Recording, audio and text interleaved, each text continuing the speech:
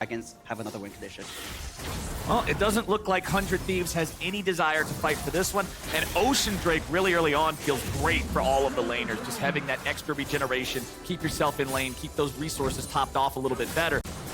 Now, let's see how much of a fight 100 Thieves wants to put up for this Drake. They go in with Closer's ulti, Sven's gonna get focused down, and they blow him up. It's first blood over to Lulu, and 100 Thieves are ready to fight back. With Cloud9's Drake stacking interrupted, and their support already dead, we'll have to see if M&S might be able to find something. Berserker with a massive arrow over the wall. He puts it right through their heart, and Bjergsen is about to drop next. He throws down a meteor, but he's immediately cleaned up. M&S is after double it, but he doesn't quite have enough damage to get it done with the... Inside that dragon pit, they're trying to hold the entrance for him to get out, and they just take that massive poke damage.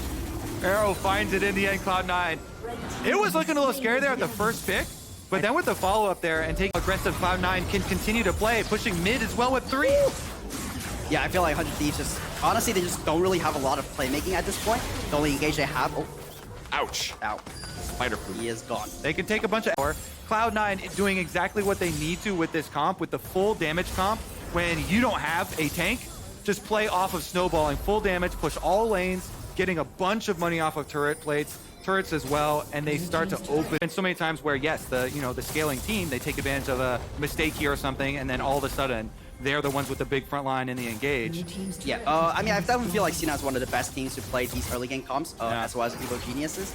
But I feel The gold count right there. You can see the richest man on the side of 100 Thieves is double it on the Zeri, but he's still 800 gold behind his counterpart, who's the second poorest person on the enemy team. Times just keep getting rougher. Rush there with a grenade, checks it further with some rockets. Closer engages on the enemy Heimerdinger. Sven's gonna be bursted low, but it's 100 Thieves getting bursted lower. M&S goes over the wall, and Blabber goes on a rampage. Both bottom laners are already dead, and Closer's just the cherry on top. C9 has a body count. So now they're on Soul Point 2. Speaker, you said by 20 minutes you wanted to see them owning every dragon, continuing to stack towards that win con. Well, it's 17 minutes in. They're on Soul Point. Here at around the 22-minute mark is when they will force 100 Thieves. that. So it's always great playing with C9. I think they also banter a lot, Fudge and Sven, so it's always a good time. Well, it's not a good time for 100 Thieves here, my friends. 11,000 gold deficit, just 19 minutes into the game. They're averaging more than plus 1,000 gold per each kill just because so many of the advantages aren't even based around the kills. Look at the damage just pouring in. Double If gets a kill on Sven, but it's traded back for Busio. Even trade at the gates of the enemy base. The skies descend, but what can they even do? M&S runs in, and Bjergsen tries to run away. M&S snaps back to his origin point, but C9, they're just knocking down the turrets. They're running over the base. Bjergsen's gonna go back to heal. Yeah, if we compare Nice and clean.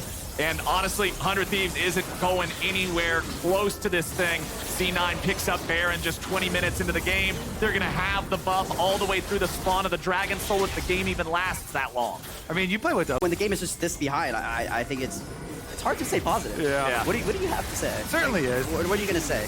Yeah, I mean, everybody has lost some League of Legends games, so Cloud9, honestly, the bottom side inhibitor exposed as well, but they don't care, because pushing on mid and top right now with the Baron buff. Ooh, Blabber using the stasis to survive the Aurelion Soul ulti, and with that spin, it means C9 just knows there's one less tool in the tank for 100 Thieves to use to fight back. Mid lane's gonna be enchanted there with the Baron, as now M&S engages, and Double If dies. It is another absolutely impossible situation for 100 Thieves to try to navigate being so far behind. Mid lane inhibitor falls, top lane inhibitor could be next, or they might just want to say, forget it, let's go for the Nexus. They'll turn the attention back over onto that top side inhib. Fudge with a flash there, getting out of the way of any potential engage from 100 Thieves. Closers here on the front line, but even Sejuani's having a hard time tanking it all up. Tenacity wants to run in, but Fiora has been invisible this entire game. Fudge just crushed him in the top side.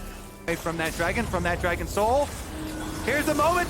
All right, he jumps over the wall with Q3, looking at Closer, because they know if they kill him, there's no way they can lose out on the Soul. There's no chance at a miracle steal. It's Hex Soul for Cloud9. That was technically a tank. Yeah,